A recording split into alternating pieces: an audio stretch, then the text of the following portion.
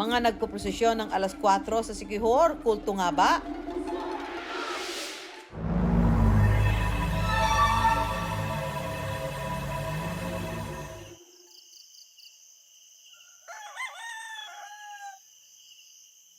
Dito sa Barangay Tacloban sa probinsya ng Siquijor, may pumaparada raw pagsapit ng alas 4 ng umaga.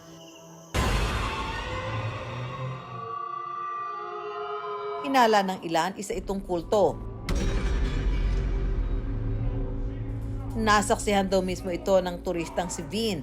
Niyaya ako ng aking barkada na pumunta sa Siquijor para ma-island tour. At para sumama naman ako kasi gusto ko rin mag-unwind. Nang makarating sila sa kanilang titirahan kinaumagahan, binalak niyang mag-jogging nung umaga. Doon napansin ko na may mga babaeng matanda at may dalang kandila, cross at santo. Nang makita ito, tumindig daw ang kanyang mga balahibo. Pero ano nga ba ang nakita ni Vin?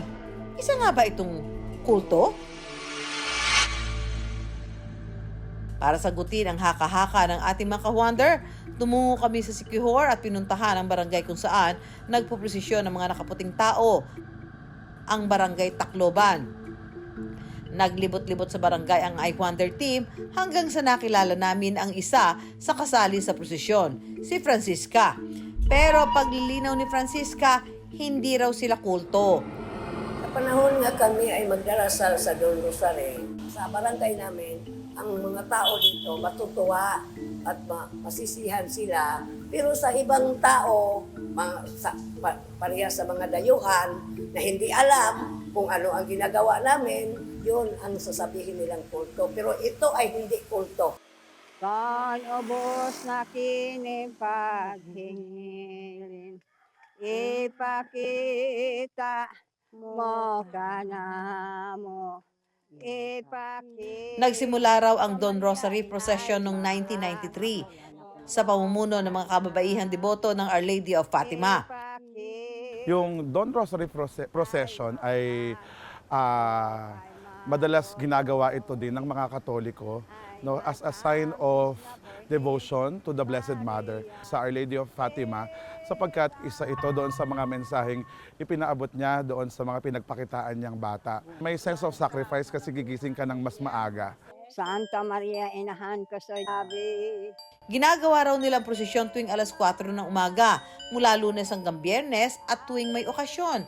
Ang Don Rosario namin, ang suot namin ay normal dress lang. Sunday dress lang ang aming sinusuot. Hindi naman puti.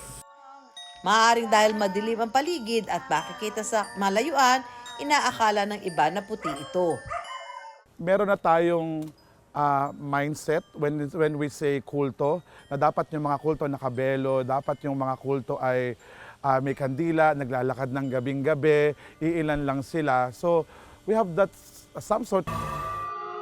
Kasabay raw ng paglipas ng panahon, ang tradisyon na ito ng mga Katoliko sa Siquijor, unti-unti na rin nawawala sa kanilang lugar. Marami kami noon. Pero ang dahilan namin, bakit kami na lang natitira? Kasi yung iba matatanda na, hindi na makalakad. Yung iba namatay na.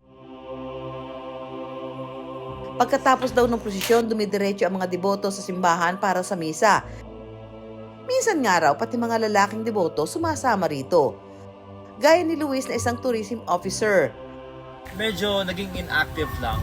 And then naisipan ko, nung may lumabas sa social media about the Don Rosary, instead of medyo parang na-curious ako ba na sumama ulit. Kaya ngayong araw, babalik daw si Luis sa nakagawian at muling ipakikita ang kanyang pagmamahal at debosyon kay Virgin Mary of Fatima. Pero sa hindi inaasahan, nung umaga na yon, nagbago ang panahon at biglang umulan. Kung kaya't minabuti nilang magdasal sa loob ng kapilya ng Mother of Perpetual Help. Mga kawander, huwag kayong matakot sa amin kung makikita mo kami sa daan. Kasi nagdarasal kami para sa ating lahat, para ligtas tayo sa sakuna, para malinaw ang mga lugar natin. Yun lang ang pakay namin sa pagdunrodosary namin. Wala kaming kulto, huwag kayong matakot. Kasi mga tao lamang kami sama sa inyo. Pinakita namin kay Vince ang eksplanasyon na ito nila Francisca. Na-realize ko na huwag ho agad tayong maniwala sa mga larawan at video. At based naman sa nakita ko sa interview, wala talagang kulto dito sa Siquijor. Para kina Francisca, na nagpapatuloy ng Dawn Rosary Procession sa Siquijor, mainam na alamin muna ang kumpletong istorya sa likod ng bawat haka-haka.